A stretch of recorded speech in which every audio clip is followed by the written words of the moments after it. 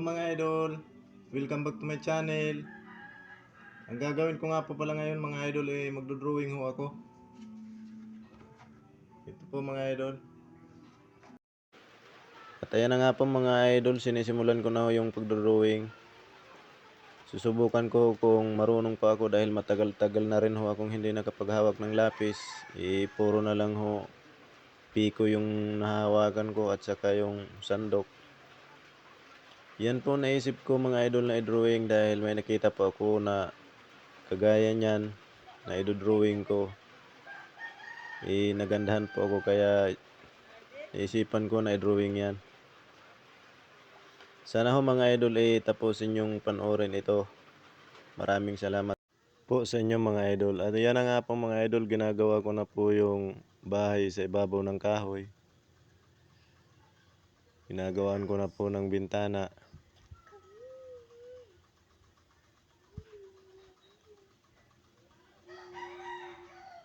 Ayan po mga idol, ginagawan ko na rin ho siya ng bubong.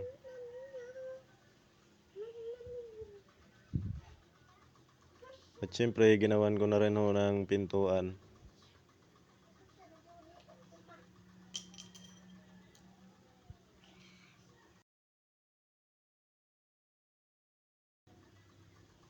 Ayan po mga idol, ginagawan ko na siya ng hagdanan.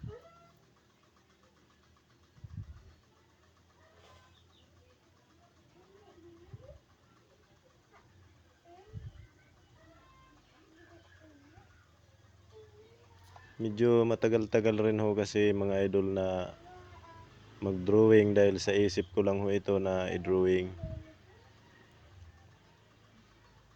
Wala ho akong ginagaya na drawing.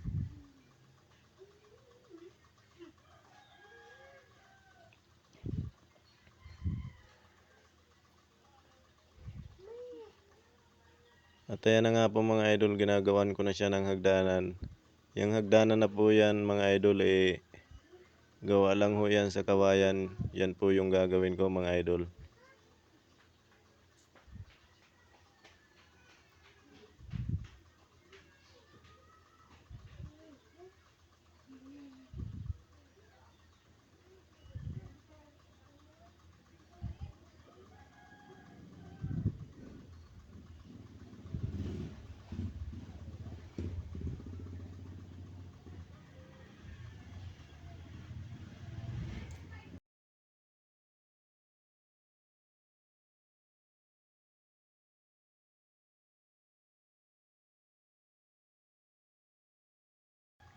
Ayan na po mga idol, medyo malapit-lapit na ho matapos yan. Yung paggawa ko ng hagdanan. Nagkamali ho tayo ng konti kaya binura ko na lang ho.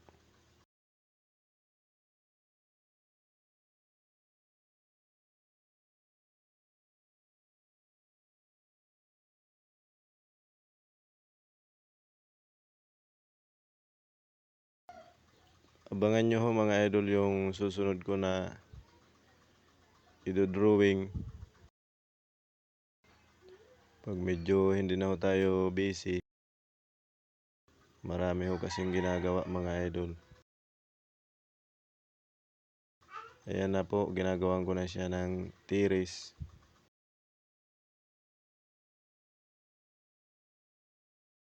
Siyempre, ginawan ko na rin siya ng mga dahon.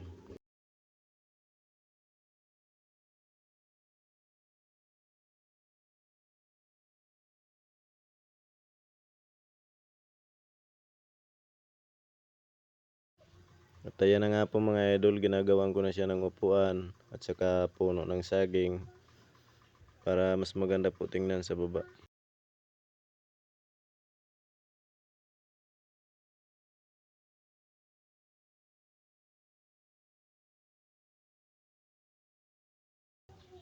At saka walis.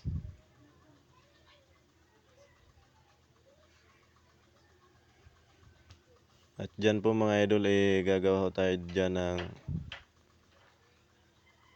dustpan.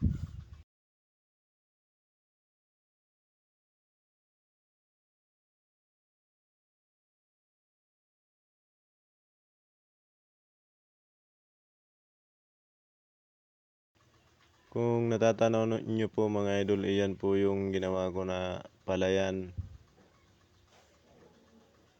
Yun po yung tanawin niya sa baba.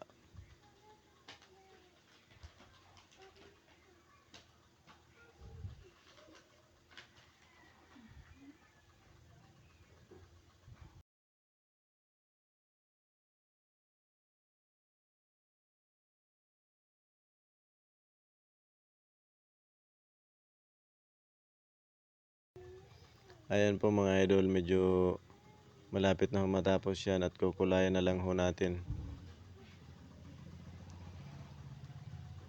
Ayan na nga po mga idol, kukulayan ko na siya. Sisimulan ko na hong kulayan.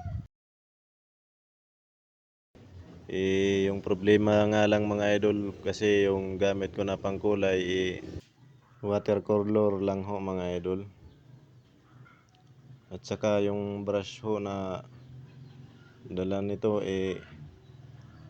hindi ho siya malambot. Kaya nga ho dinadahan-dahan ko na lang mga idol dahil lumalagpas po pag medyo malakas po yung yung pagkulay.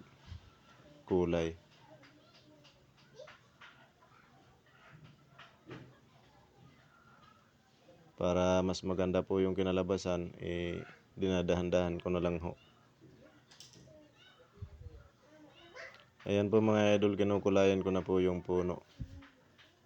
At ayan na nga po siya mga idol, medyo malapit-lapit ko na ho matapos yan. Kinat ko na lang ho ng konti dahil matatagalan ho tayo ng video. Hindi po kasi kaya ng cellphone ko yung mahabang video talaga. Ayan po siya mga idol, tapos ko na pong kulayan yung hagdan, saka yung mga dahon.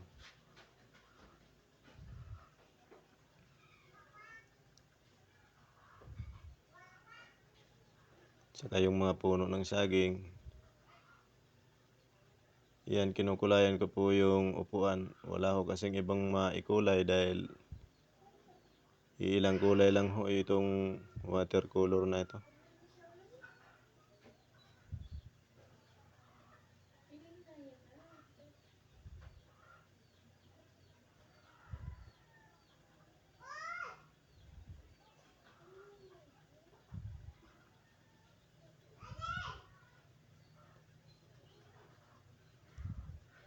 Ayan na nga po mga idol, kung nakikita nyo, dinadahan-dahan ko talaga pag kulay. Dahil pag nilakasan mo ho, lumalagpas ho, kumakalat yung gulay niya.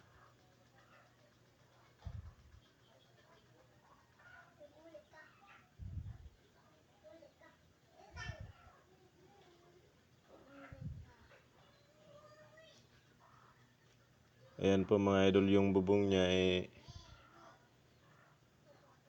ginagawan ko ho ng design para mas maganda ho talaga tingnan, na parang yero ho talaga tingnan mga idol.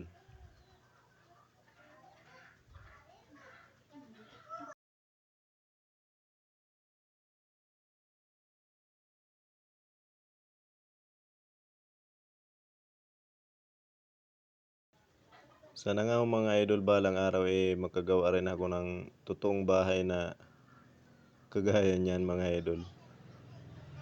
Magkapagawa rin ho ako ng gaya niyan. Kahit ito maliit lang, basta hindi ho butas-butas yung bubong at saka yung dingding.